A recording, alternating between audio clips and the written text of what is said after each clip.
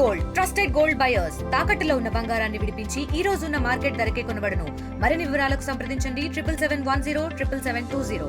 ఇటీవల జరిగిన జనసేన వార్షిక సభను చూస్తే మాస్ హిస్టీరియాని గుర్తు చేస్తూ ఉంది. ఎందుకనంటే ఒకే సమయంలో ఒకే రకమైనటువంటి మానసిక స్థితికి ఒక జన సమూహం గురి కావడం, అసాధారణమైనటువంటి లక్షణాలు, ఆలోచనలు, ప్రవర్తన ప్రదర్శించటం మాస్ హిస్టీరియాలో మనం చూస్తాం. ఈ సభను చూసిన వారికి ఎవరికైనా అక్కడ కూర్చున్న వాళ్ళు గాని వచ్చినటువంటి వాడి ముఖ కవలికలు చూస్తూ ఉంటే జనసేన పార్టీ అధ్యక్షుడు పవన్ కళ్యాణ్ గారు, మంత్రివర్యులు ఏం చెప్పాలనుకున్నారు, ఏం చెప్పారు, ఎందుకు అలా చెప్పారు అనేది అందరినీ కూడా ఆశ్చర్యానికి గురి చేసింది. ఎన్నికల ముందు మనం ఏం హామీలు ఇచ్చి ఈ రోజు అధికారంలో భాగస్వాములు అయ్యాము, ఆ హామీలు ఈ సంవత్సర కాలంలో ఏమైనా నెరవేర్చామా, నెరవేర్చలేకపోతే కారణాలు ఏంటి, రాబోయేటువంటి 4 సంవత్సరాల్లో ఏ విధంగా మనం జనం కోసం పనిచేయాలి, రాష్ట్ర ప్రజల కోసం పనిచేయాలి, రాష్ట్ర అభివృద్ధి కోసం పనిచేయాలి, అందులో ముఖ్యంగా మహిళల గురించి, యువత గురించి, కార్మికుల గురించి, ఉద్యోగుల గురించి, రైతుల గురించి, ఇలా వర్గాల వారీగా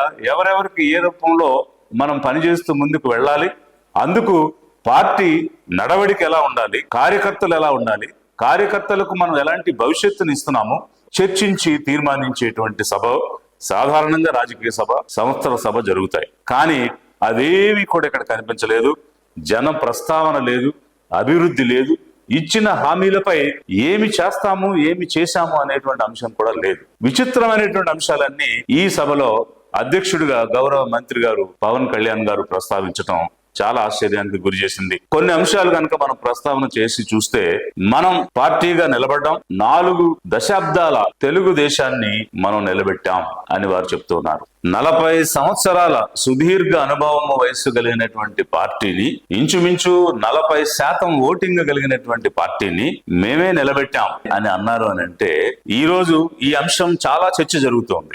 మనం నిలబడ్డాం, పార్టీని నిలబెట్టాం.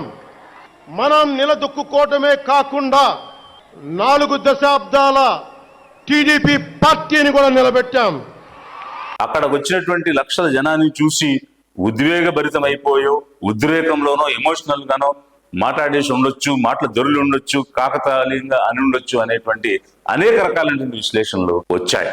అయితే లిబరేషన్ కాంగ్రెస్ పార్టీ మరి ముఖ్యంగా ఈ అంశాలన్నీ ఎందుకు ఇలా మాట్లాడారు, దీని వెనక ఏమి ఉండి ఉండవచ్చు అనేటువంటి ఒక పరిశోధన ద్వారా ఏమి ఆలోచన ప్రజలకు ఇస్తుంది అని అంటే, ఇది ఏదో అలవోకగా మాట్లాడిన మాట కాదు, ఏదో పరధ్యానంతో చెప్పిన మాట కాదు, ధ్యానంతోనే, కాన్షియస్ గానే మాట్లాడినటువంటి మాటలు. ఎందుకనంటే అక్కడ మాట్లాడినటువంటి వక్తలు ఎవ్వరూ కూడా ఎక్స్టెంపోర్, అంటే అప్పటికప్పుడు మైక్ దగ్గరకు వచ్చి వాళ్ళకున్నట్టు వాళ్ళ ఆలోచనలు జనంతో పంచుకోలే, స్క్రిప్ట్ తయారు చేసుకుని ఆ స్క్రిప్ట్ లో రాసుకుని వచ్చి రాసుకున్నది చూసే చదివారు.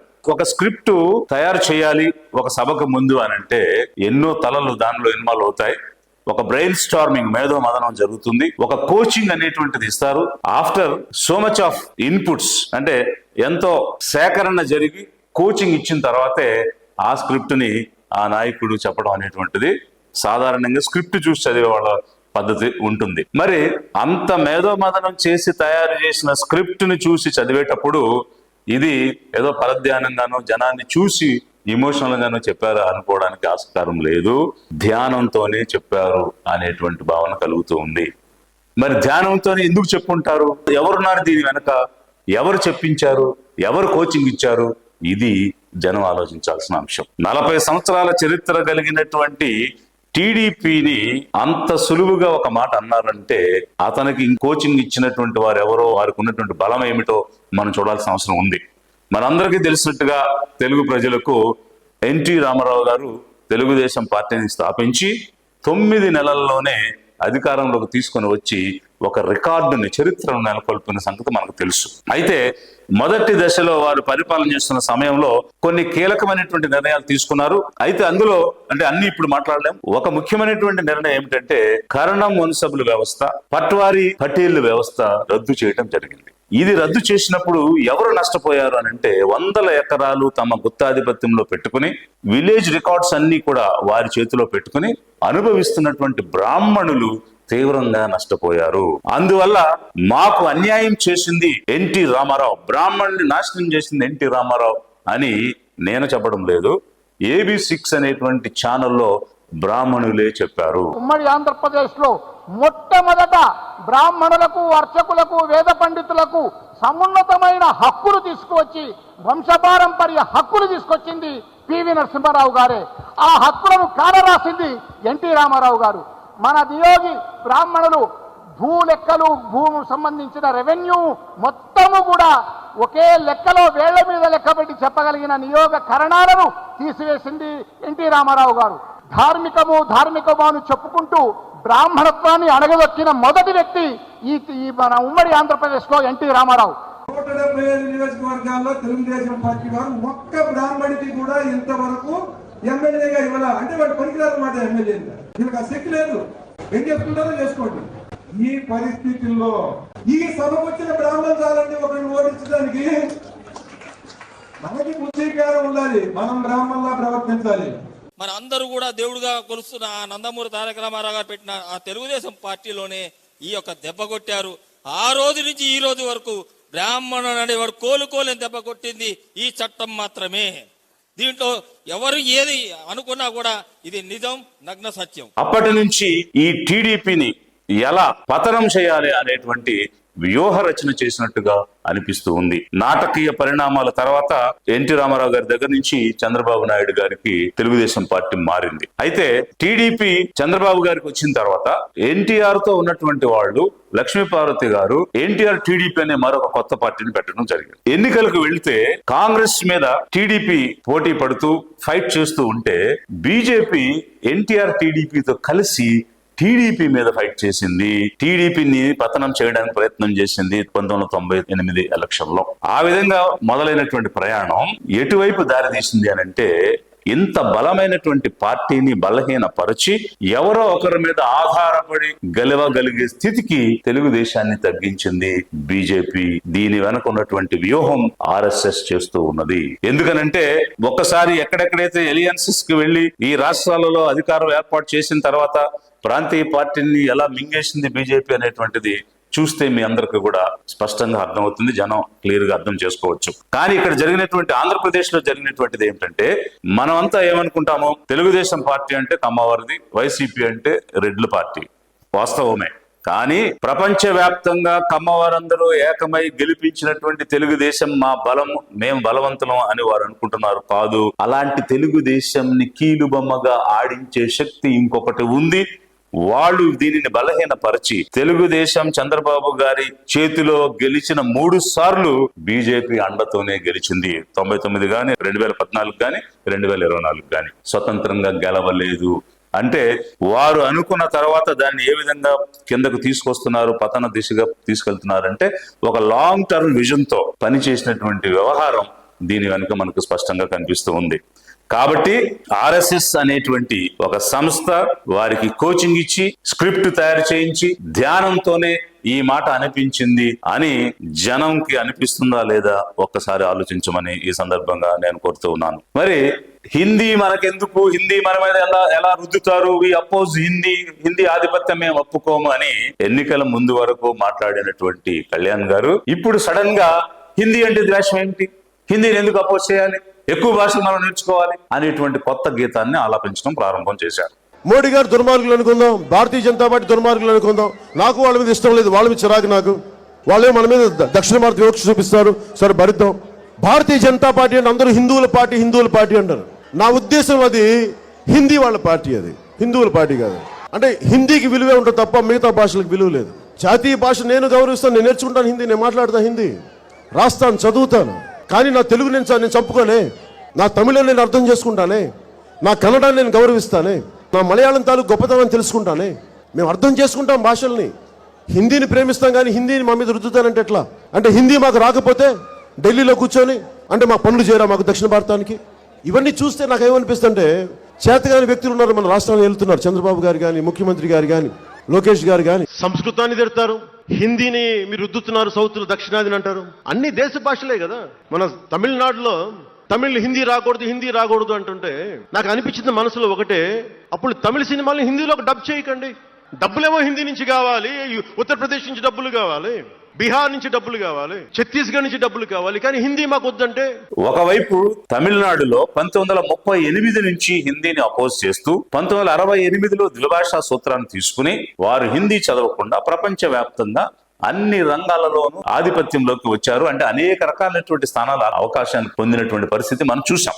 అలాంటి పరిస్థితిలో ఉన్న అంటే ఒక సక్సెస్ఫుల్ గా నడుస్తున్నటువంటి తమిళనాడును కూడా ఎగ్జాంపుల్ గా తీసుకుని వాళ్ళు ఎలా హిందీని అపోజ్ చేస్తారు, మనం అన్ని భాషలు నేర్చుకోవాలని వారికి కూడా ఉద్బోధ చేస్తూ ఉన్నారు. మనం గమనిస్తే కేరళకు వెళ్లారు, గుళ్ళు దర్శనం చేసుకున్నారు, తమిళనాడుకు వెళ్లారు, కొన్ని దేవాలయాలు చూశారు. ఎందుకు కేరళ తమిళనాడుకు మాత్రమే వెళ్లారు, కర్ణాటకకి ఎందుకు వెళ్ళా? కర్ణాటకలో కూడా పెద్ద పెద్ద దేవాలయాలు ఉన్నాయి కదా, కుక్కే సుబ్రహ్మణ్యం ఉంది, ధర్మస్థల ఉంది, అన్నపూర్ణేశ్వరి ఉంది, శృంగేరి ఉంది, ఇలాంటివి అనేకమైనటువంటి కర్ణాటకలో అక్కడికి వెళ్ళా. ఎందుకంటే 2026లో కేరళ తమిళనాడు జనరల్ ఎలక్షన్స్ కి వెళుతూ ఉన్నది. కాబట్టి ఒక RSS బీజేపీ దూతగా అక్కడికి వెళ్లి ప్రచారం చెయ్యాలి అని అంటే ముందు పరిచయ కార్యక్రమం, అక్వైంటెన్స్ చేసుకోవాలి. కాబట్టి ఒక టెంపుల్ విజిట్ చేసి వచ్చి ఈ రోజు ఏం చెప్తున్నారంటే తమిళనాడు నిలదీస్తున్నారు, మీరు హిందీ ఎందుకు వద్దంటారు, దక్షిణ భారతదేశంలో హిందీ ఎందుకు వద్దంటారు అని. ఉత్తర భారతదేశం వాళ్ళు తెలుగు, తమిళ్, కన్నడ, మలయాళం నేర్చుకోవడం లేదు కదా, త్రిభాషా సూత్రం వారు కూడా పాటించాలి కదా, అందరికీ ఒకటే రాజ్యాంగం కదా ఇది ఈ రోజు దేశంలో ఉంది. అమిత్ షా గారు ఏం చెప్తారు, హిందీ భారతదేశానికి ఆత్మ. మరి ఇండియాకి హిందీ ఆత్మ అయితే తెలుగు ఏంటి, తమిళ ఏంటి, మలయాళం ఏంటి, కన్నడ ఏంటి, అవి ప్రేతాత్మలా? ఈ రోజు మనం పాడే జనగణమన, వందే మాతరం, ఇవన్నీ ఏ భాషలో ఉన్నాయి? బెంగాలీలో ఉన్నాయి. మరి మనందరం దేశమంతా బెంగాలీలో జనగణమన, వందే మాతరం పాడుతున్నప్పుడు బెంగాలీ ఆత్మ అవ్వాలి కానీ హిందీ ఆత్మ ఎట్లా అవుతుంది? ఇది కేవలం వారి యొక్క ఆలోచన విధానాన్ని, సిద్ధాంతాన్ని హిందీ భాష ద్వారా దక్షిణ భారతదేశంలో కూడా చొప్పించి హిందుత్వ ద్వారా జనాల్ని రెచ్చగొట్టి విద్వేషం కలిగించి ఏ హిందుత్వతో అయితే ఉత్తర భారతదేశంలో వాడు అధికారాన్ని సాధించారో అలాంటి అధికారం ఇక్కడ కూడా సాధించాలని ధ్యానంగా, కాన్షియస్ గా, సంబంధం లేని అంటే ఆవిర్భావ సభకు సంబంధం లేని అంశాలను ఆ నాయకుడితో మాట్లాడిస్తున్నారు కోచింగ్ ఇచ్చి అని అనుకోవడానికి ఎంతకంటే నిదర్శనం ఏం కావాలి?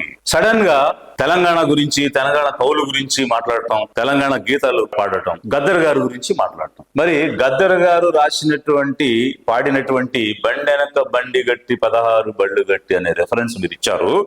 మరి అదే గద్దర్ గారిని బండి సంజయ్, అతనికి ఎలా మేము అవార్డు ఇస్తాం, పద్మభూషణ్ ఇస్తాము, బీజేపీ వాళ్ళని హత్య చేయించాడు, చంపేశాడు, బీజేపీకి వ్యతిరేకంగా ఉండే గద్దర్కి మేము అవార్డు ఎలా ఇస్తాము అని బండి సంజయ్ అంటే గద్దర్ చెప్పండి అని భావజాలం ఏంది? ఎంతమంది భారతీయ జనతా పార్టీ కార్యకర్తలు మర్డర్ చేసిన వ్యక్తులు ఆయన ఎట్టిస్తాం మేము? పక్కా అయ్యాం. మా కార్యకర్తలు చంపిన కార్యకర్తలు పాటలు పాడిన వ్యక్తి గద్దర్. అనేక మంది పోలీసులు ఎన్కౌంటర్ చేసిన విషయంలో గద్దర్. ఎట్లిస్తాం? మీరు అంతం ఇస్తామేంది అవార్డ్స్? భయపడే ప్రసక్తి లేదు, వెనుకపోయే ప్రసక్తి లేదు. వందల మంది భారతీయ జనతా పార్టీ కార్యకర్తలు నమ్మిన సిద్ధాంతం కోసం భారత్ మాతా కీ జై అని చెప్పి ఆందోళన చేస్తుంటే నక్సల్స్ భావాచరణ గద్దర్ మా కార్యకర్తలు హత్య చేయించిండు. బండెనక బండి గట్టని పాడిన మీరు బండి సంజయ్ని ఎందుకు నిలదీయలేదు? మీ అలయన్స్ పార్ట్నరే కదా. గద్దర్ గారు ఎవరిని చంపించలేదు, అతను ప్రజా గాయకుడు, ప్రజల్లో ఒక అవగాహన, సంఘటిత శక్తిని రూపొందించడానికి ప్రయత్నం చేశాడు, అతనిలో ప్రతిభ ఉంది, అతన్ని విశ్వసించేవాళ్ళు, అనుకరించేవాళ్ళు అనేక మంది ఉన్నారు. తెలుగు ప్రజలను ఎంతో ప్రభావితం చేసినటువంటి వ్యక్తి, ప్రతిభ కలిగిన వాడు, అతనికి అవార్డు ఇవ్వాలి అని మీ అలియన్స్ పార్ట్నర్ అయిన బండి సంజయ్ని ఎందుకు మీరు నిలదీయలేదు? ఎందుకు ప్రశ్నించలేదు? ఎందుకు అక్కడ సమన్వయం చేసి అనుసంధానం చేసి వారికి అవార్డు ఇప్పించలేకపోయారు? మళ్ళీ సడన్ గా ఏమంటారు దేశ విభజన. అసలు దేశ విభజన గురించి ప్రస్తావించాల్సిన అవసరం ఇక్కడ ఏమొచ్చింది? దేశ విభజన అనగానే జనం ఏమనుకుంటారంటే మాకు దేశం విడదీయండి, ముస్లింలకు ప్రత్యేకమైనటువంటి దేశం ఇవ్వండి అనేటువంటి విషయాన్ని గుర్తు చేయడం. అది గుర్తు చేయడం ద్వారా ముస్లింల మీద ఒక ద్వేషాన్ని రగల్చడానికి ఒక ప్రయత్నం చేయడం. అసలు నిజంగా పార్టీషన్ ఎలా జరిగింది, అందులో ఎవరి పాత్ర ఏమిటి, జిన్నా ఏమిటి, మహాత్మా గాంధీ ఏమిటి, ముస్లింలు ఏం కోరుకున్నారు అనేటువంటి అంశాలలో ఎలాంటి లోతైన పరిశోధన జరగలేదు. నేను ఒక 2 పుస్తకాల గురించి చెప్తాను. సాంషు ఇస్లాం రాసినటువంటి Muslims against partition of India, అలాగే లారీ కొలిన్స్ రాసినటువంటి ఫ్రీడమ్ ఎట్ మిడ్ నైట్. ఇలాంటి పుస్తకాలు ఇంకా మరిన్ని పుస్తకాలు మనం చదివితే అసలు ఎవరి పాత్ర ఏమిటి అనేటువంటిది అర్థం చేసుకోవచ్చు. అది ఒకవైపు అయితే, సడన్ గా first law minister Babasaheb doctor BR Ambedkar, Pakistan law minister Jogendranath Mandal, ఇట్లాంటి పేర్లన్నీ కూడా తీసుకుని వచ్చేశారు ఆ సభకు సంబంధం లేకపోయినా. ఏమంటారు? జోగేంద్రనాథ్ మండల్ పాకిస్తాన్కి వెళ్ళి అక్కడ వివక్షకు గురై తిరిగి భారతదేశానికి వచ్చి చనిపోయాడు అని చెప్తూ ఉన్నారు. కానీ అసలు వాస్తవం ఏమిటి? జోగేంద్రనాథ్ మండల్ ఈ దేశంలో ఉన్నటువంటి కుల వివక్షకు బాధితుడు, విక్టిమ్. దానిని భరించలేక, తట్టుకోలేక దేశ విభజన జరిగినప్పుడు ఇప్పుడున్నటువంటి బంగ్లాదేశ్, అప్పుడున్నటువంటి ఈస్ట్ బెంగాల్లో ఉండేటువంటి వ్యక్తి కొల్నా పరాదీపూర్ ప్రాంతంలో ప్రాతినిధ్యం వహిస్తూ అది పాకిస్తాన్ లో కలిసినప్పుడు అక్కడే ఉండిపోయారు. అయితే ఆ సమయంలో ఏం జరిగింది? మిడివల్ ఇండియా అంటే మధ్య భారతంలో ముస్లిమ్స్ డైనాసిటీస్ ఏర్పాటు అవ్వడం, మొఘల్స్ లాంటి ముస్లిం రాజులు పరిపాలించడం జరుగుతున్నటువంటి సమయంలో ఈ దేశంలో ఉన్నటువంటి నిచ్చెన మెట్ల కుల వ్యవస్థను భరించలేనటువంటి అనేక మంది ఆదివాసులు, అస్పృశ్యులు, శూద్రులు హిందూ మతాన్ని నుంచి ఇస్లాం మతంలోకి మారిపోవటం జరిగింది. ఆ విధంగా ఈ దేశంలో ఉన్నటువంటి ఇస్లాం పాటించే వారందరూ ఒకప్పుడు ఇస్లాం మతంలో ఉన్నవాళ్ళు కాదు, కన్వర్ట్ అయినటువంటి వాళ్ళు. ఆ ప్రాసెస్ లో ఆధిపత్యంలో ఉన్నటువంటి అంటే దివాన్లుగా గాని, జమీందారులుగా గాని, పన్ను కట్టించేవారుగా ఉన్నటువంటి బ్రాహ్మణులు కూడా ఇస్లాంలోకి కన్వర్ట్ అవ్వడం జరిగింది. వాళ్ళని అస్రాఫ్ ముస్లిమ్స్ అని అంటాం. ఎవరైతే ఆ విధంగా కన్వర్ట్ అయినటువంటి అస్రాఫ్ ముస్లిమ్స్ ఉన్నారో వారు పాకిస్తాన్ ఏర్పడిన తర్వాత ఫస్ట్ లా మినిస్టర్ గా జోగేంద్రనాథ్ మండల్ ఛార్జ్ తీసుకుని పనిచేస్తున్న క్రమంలో ఒక అంటరాని వాడు న్యాయశాఖ మంత్రిగా ఉండడం ఏమిటి అని వీరందరూ కూడబలుక్కుని అతని మీద వివక్ష చూపించి వేధించి అతన్ని మానసికంగా కృంగదీస్తే తట్టుకోలేని పరిస్థితుల్లో భారతదేశానికి అతను తిరిగి రావడం జరిగింది తప్ప అక్కడ పాకిస్తాన్ లో ముస్లింల దగ్గర వివక్షకు గురై అతను తిరిగి రాలేదు.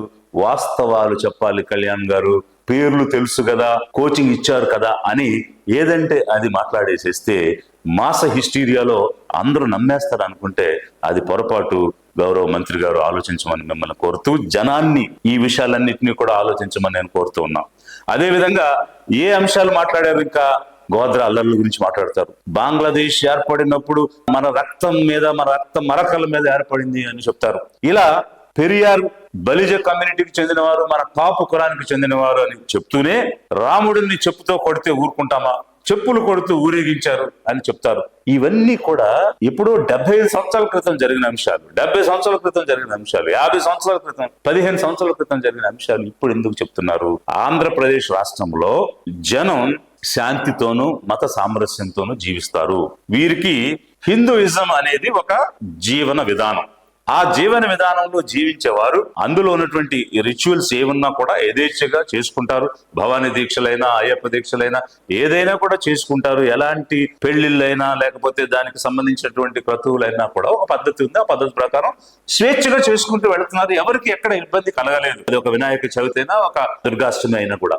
సో అలాంటి పరిస్థితిలో ఎవరి పండుగలు వాళ్ళు, ఎవరి కల్చర్ వాళ్ళు చేసుకుంటున్న సమయంలో ఇక్కడ ఎక్కడ కూడా ఎప్పుడు కూడా ఎలాంటి గొడవ జరగలేదు. కాబట్టి ఇది జరిగింది కాబట్టి మీరు విడిపోండి, ఇది జరిగింది కాబట్టి మీరు రోడ్ల మీదకి రండి, ఇది జరిగింది కాబట్టి మీరు విడివిడిగా ఉండండి, ద్వేషం తగిల్చుకోండి, జనరేషన్ మారింది, కార్యకర్తలు ఉండరు అలా, అప్పట్లాగా ఇప్పుడు ఉండే పరిస్థితి కాదు అని కార్యకర్తలను ఉసికొలపడానికి, ద్వేషాన్ని రగిలించడానికి, హింసను రేకెత్తించడానికి మీరు ఎప్పుడిప్పుడో దశాబ్దాల క్రితం జరిగినటువంటి అంశాలు ఈ రోజు తీసుకొస్తున్నారు తప్ప ఈ రోజు మత విద్వేషాలు కలిగేటువంటి అంశాలు ఏవి కూడా మన రాష్ట్రంలో లేవు. జనం ఆలోచించాలి. మిమ్మల్ని ఎవరు అడిగారండి మీ మతం ఏమిటని? ఎవరు అడిగారు మీరు ఏ దేవుని పూజిస్తున్నారని? మీరేమంటారు? మా నాన్న హేతువాది, ప్రమిదలకు సిగరెట్లు వెలిగించుకునే వ్యక్తి. ఈ రోజు ఏమంటున్నారు? మా నాన్న రామభక్తుడు, మేము రాముడిని పూజిస్తాము. మా ఇంట్లో ఎప్పుడు రామనామమే ఉండేది. ఆ రామనామాన్ని జపిస్తూనే నాకు జబ్బు వచ్చినా మా నాన్న రామనామం చెప్పేవాడు. అలాంటి రామనామం జపించే మాకు రాముడి విగ్రహం తల నరికేస్తే కోపం రాకూడదంటారేంటి మీరు? మా ఇంట్లో ఎప్పుడు రామనామమే ఉండేది. మా నాన్న ఒక హేతు అది. మా నాన్న ఎలాంటి వాడంటే, మా నాయనమ్మ దీపారాధన వెలిగిస్తే దీపారాధనలో సిగరెట్ వెలిగించిన దేవుడు లేడు, దెయ్యం లేదనే వ్యక్తి మన. మీరు ఇప్పుడు కొత్తగా 11 సంవత్సరాలుగా జనసేన ప్రయాణంలో మాట్లాడని అంశం ఈ రోజు మీరు మాట్లాడుతున్నారు అని అంటే ఆర్ఎస్ఎస్ కోచింగ్ లో మీరు మాట్లాడుతున్నారు, ధ్యానంతోనే అన్ని విషయాలు చెప్పారు అనడానికి ఎంతకంటే నిదర్శనం కావాలా? జనాన్ని ఆలోచించమని నేను కోరుతూ ఉన్నాను. జనసేన ప్రయాణం జరిగిన తీరులో మొదటి రోజుల్లో మీరు మాట్లాడినటువంటి షే గవేరా గురించి కానీ, కమ్యూనిజం కానీ, సోషలిజం కానీ, సెక్యులరిజం కానీ, అంబేద్కరిజం కానీ, సోషల్ జస్టిస్ కానీ ఇవన్నీ కూడా పోయి ఈరోజు హిందుత్వ, సనాతని అనేటువంటి న్యూ కాన్సెప్ట్ తీసుకొచ్చారు. మరి మాకు 7 సిద్ధాంతాలు ఉన్నాయని మత ప్రమేయము లేనటువంటి అంశాలు టేకప్ చేస్తామని మీరు రాసుకున్న 7 సిద్ధాంతాల్లో ఉన్న అంశాన్ని ఈ రోజు పూర్తిగా విస్మరించి అది మీరు చూపిస్తూ ఒక పక్క మతాల గురించే మీరు మాట్లాడుతున్నారు. జనం ఆలోచించాల్సిన అంశం ఏమిటంటే షెగ్వేరా తర్వాత కమ్యూనిజం, సోషలిజం, సెక్యులరిజం ఇవన్నీ దాటి ఈ రోజు హిందుత్వ, సనాతని అనేటువంటిది వచ్చినప్పుడు మరి షెగ్వేరాని వదిలేసినట్టుగా, కమ్యూనిజాన్ని వదిలేసినట్టుగా, సెక్యులరిజాన్ని వదిలేసినట్టుగా రేపు సనాతని ధర్మాన్ని కూడా వదిలేయడని గ్యారెంటీ ఎక్కడుంది? ఒక నిలకడ లేదు, ఒక మాట మీద నిలబడినటువంటి పరిస్థితి లేదు. ఇన్ని రంగులు మార్చి, ఇన్ని ఆలోచనలు మార్చి, ఇన్ని సిద్ధాంతాలు మార్చి ఇక్కడ వచ్చిన తర్వాత ఈ సిద్ధాంతం కూడా వదిలేసి ఇంకో దానికి వెళ్ళిపోవడనేటువంటి నమ్మకం, గ్యారెంటీ ఎక్కడుంది? ఆలోచించండి ప్రజలారా. మొదట ఫ్యాన్స్ తో మొదలుపెట్టి ఆ తర్వాత నేను కాపుల్ని ఏమని అడిగానా, మీరు నన్ను అంగీకరించడం లేదు అని అంటున్నారని ఎవరో చెప్తున్నారు, నేనేమన్నా మిమ్మల్ని అడిగానా, మీరు నాకేమైనా కావాలా అన్న వ్యక్తి, నేను పుట్టిన కాపు కులం మీద నాకు గౌరవం ఉంది, మీ కోరికలు నాకు తెలుసు, మీకేం కావాలో నేను చేస్తా, మీరు ఓటేయండి చూపిస్తా అని మొన్న జరిగిన ఎన్నికల్లో కాపుల్ని వాడుకున్నారు. కాపులందరూ పవన్ కళ్యాణ్ ఒప్పుకోవట్లేదంటే మీరెవరు ఒప్పుకోవడానికి నేను మిమ్మల్ని అడిగానా? ఆ కాపు నాయకులు అలాంటి నేను భయపడతానా? నేను పుట్టిన కాపు కులం వెనకబాటుతనం కోసం నేను ఎందుకు ఆలోచించను? నేను పుట్టిన కులాన్ని గౌరవిస్తాను. మీ వెనకబాటుతనం, మీ కోరికలు ఉన్నాయి కదా. ఎవడు మా కులం నుంచి ముఖ్యమంత్రి అవ్వలేదు, మీరు ఓటేయండి, అవి చూపిస్తాం. మరి ఇప్పుడు ఫ్యాన్స్ సరిపోరు, కాపులు సరిపోరు, ఇంకా పెద్ద బలం కావాలి.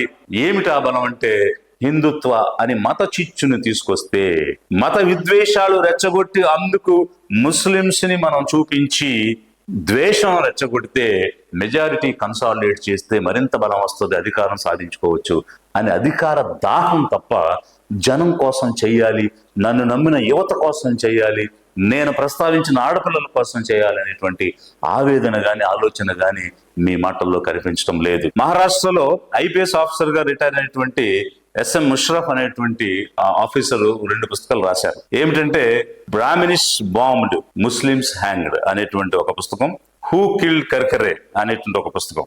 ఇవి చూస్తే అసలు ఈ దేశంలో జరిగినటువంటి హింసలో ఎవరి పాత్ర ఎంత ఉంది, జరిగినటువంటి హింస మన కళ్ళ ముందు కనిపిస్తుంటే వెనక ఉండి వ్యూహ రచన ఎవరు చేశారు, ఎవరితో చేయించారు అనేటువంటి అంశాలన్నీ కూడా మనము ఇట్లాంటి పుస్తకాల్లో మనకు అర్థమవుతాయి. అంటే ప్రాంతీయ పార్టీలను బీజేపీ ఎలా మింగేసింది అనేది మనం చూస్తున్న క్రమంలో జనసేనను మింగేదా అనేటువంటి ప్రశ్న కూడా మనకు ఎదురవచ్చు. జనసేనను మింగుతుందా మింగదా అనేది పెద్ద సబ్జెక్ట్ కాదు. ఎందువల్లంటే మొదటిసారి స్వతంత్రంగా పోటీ చేస్తేనే 18 సీట్లు సంపాదించినటువంటి ప్రజారాజ్యం పార్టీని అలవోకగా ఏ పార్టీకి వ్యతిరేకంగా అయితే పెట్టారో ఆ కాంగ్రెస్ పార్టీలో కలిపేశారు, మెర్జ్ చేసేశారు. అలాంటి సందర్భంలో తనకు కోచింగ్ ఇచ్చి వ్యూహరచన చేసి తన నోటితో అనిపిస్తున్నటువంటి ఆర్ఎస్ఎస్ కోసం జనసేన స్వతంత్రంగా పోటీ చేస్తే 1 సీటే పరిమితమైన జనసేనను కలపడం పెద్ద సబ్జెక్ట్ కాదు. కానీ ఇక్కడ ఆలోచించాల్సింది ఏమిటంటే తెలుగుదేశం జాగ్రత్త పడాల్సినటువంటి సమయం ఆసన్నమైంది. ఇప్పుడుకి ఇన్ని సంవత్సరాలుగా ఏదో ఒక పార్టీ మీద ఆధారపడే స్థితికి తెచ్చారు. రేపు దీనిని ఏ విధంగా పతనం చేయడానికి వ్యూహ రచన జరుగుతుంది అన్న అంశంలో అప్రమత్తం అవ్వాల్సినటువంటి పరిస్థితి ఉంది. ఎందుకనంటే బీజేపీ అధికార దాహం, తన మాతృ సంస్థ ఆర్ఎస్ఎస్ నడిపించే విధానం ఎలా ఉంటుంది అన్నది స్పష్టంగా మనందరం కూడా చూస్తున్నాం. కాబట్టి అదే విధంగా రాష్ట్ర ప్రజలకు ఇవన్నీ నేను ఎందుకు చెప్తున్నాను, ఎందుకు ఈ ఆవేదన వ్యక్తం చేస్తున్నానంటే మన జనం బాగుండాలి. ఇన్నాళ్లుగా సామరస్యంగా శాంతిగా ఉన్నటువంటి ఆంధ్ర రాష్ట్ర ప్రజలు పొరపాటున కూడా హింసకు గురై విద్వేషాలకు రగిలిస్తే వాటి వైపు నడవకూడదు, శాంతి మన రాష్ట్రంలో ఉండాలి అనేటువంటి ఒక ఆవేదనతోనే ఈ విషయాలన్నీ కూడా జనం ముందుకు నేను తీసుకొస్తూ ఉన్నాను. మరీ ముఖ్యంగా యువతకు నా విజ్ఞప్తి ఏమిటి అనంటే మీ బంగారు భవిష్యత్తుని నాశనం చేసుకోవద్దు. ఏదో ఎంటర్టైన్మెంట్ కోసం సినిమా చూడటం వేరు, ఆ సినిమాని జీవితంగా మార్చుకుంటే రేపు శక్తివంతమైన సంవత్సరాలన్నీ మనం కోల్పోయినాక జీవితంలో స్థిరపడాలంటే అలాంటి అవకాశాలు రావు. కాబట్టి ఒక ఎంటర్టైన్మెంట్ ని ఎంటర్టైన్మెంట్ గానే చూడండి, సరదాని సరదాగానే భావించండి. కానీ ఒక కెరియర్ ప్లానింగ్ అనేది చేసుకుని మీ జీవితాలు పాడు చేసుకోవద్దని యువతను నేను కోరుతూ ఉన్నాను. అదేవిధంగా జనసేన పార్టీని, లిబరేషన్ పార్టీ నిలదీస్తుంది. ఏమనంటే మీరు ఇచ్చినటువంటి హామీలు ఏమయ్యాయి? సంవత్సర కాలంలో ఒక్క హామీని కూడా నెరవేర్చే ప్రయత్నం చేయలేదు. మీరు స్వతంత్రంగా ఇచ్చిన హామీలు ఉన్నాయి, కూటమిగా ఇచ్చినటువంటి హామీలు ఉన్నాయి. వాటన్నిటిని నెరవేర్చడం కోసం, జనం కోసం ఏం చేస్తారు? 4 సంవత్సరాల్లో ఏం చేస్తారు? ఆడపిల్లల కోసం ఏం చేస్తారు? రైతుల కోసం, కార్మికుల కోసం, ఉద్యోగుల కోసం, యువత కోసం, నిరుద్యోగుల కోసం ఏం చేస్తారనేటువంటి అంశాలన్నీ కూడా మాట్లాడి ఒక రోడ్ మ్యాప్ ఇవ్వాల్సిన బాధ్యత కలిగిన పార్టీ అధికారంలో ఉండి అది విస్మరించి పనికి మాలినటువంటి సిద్ధాంతాలు, విద్వేషాలు రెచ్చగొట్టేటువంటి కార్యక్రమం మీరు చేస్తున్నారు. మీ వ్యక్తిగత ప్రయోజనాలు చూసుకోవద్దు కళ్యాణ్ గారు. జాతి ప్రయోజనాలు చూడండి, ఆంధ్ర రాష్ట్ర ప్రజల యొక్క ప్రయోజనాలు చూడండి అని మీకు ఒక విజ్ఞప్తి చేస్తూ ఉన్నాను. లిబరేషన్ కాంగ్రెస్ పార్టీ డిమాండ్ చేస్తూ ఉన్నది. అదే సమయంలో తెలుగు ప్రజలకు నేను ఒక్క మాట చెప్తున్నాను. పవన్ కళ్యాణ్ గారు ఉన్నారు, జాగ్రత్త. తమిళ్ జనంగళకు పవన్ కళ్యాణ్ ఇరుక్క, ಜಾಗ್ರತ ಇರು. ಕನ್ನಡ ಪ್ರಜೆಗಳು ಪವನ್ ಕಲ್ಯಾಣ್ ಬಗ್ಗೆ ಎಚ್ಚರಾದಿಂದಿರಿ. ಮಲಯಾಳ ಅಳುಕು ಪವನ್ ಕಲ್ಯಾಣಿನೇ ಸೂಕ್ಷಿಕ್ಕುಕ. మరాఠీ లోక పవన్ కళ్యాణ్ పాసున సావధారహ. మరిన్ని వీడియోస్ కోసం ఛానల్ ని సబ్స్క్రైబ్ చేయండి. లేటెస్ట్ అప్డేట్స్ కోసం వాట్సాప్ ఛానల్ ని ఫాలో అవ్వండి. ఆ లింక్ డిస్క్రిప్షన్ లో ఉంది.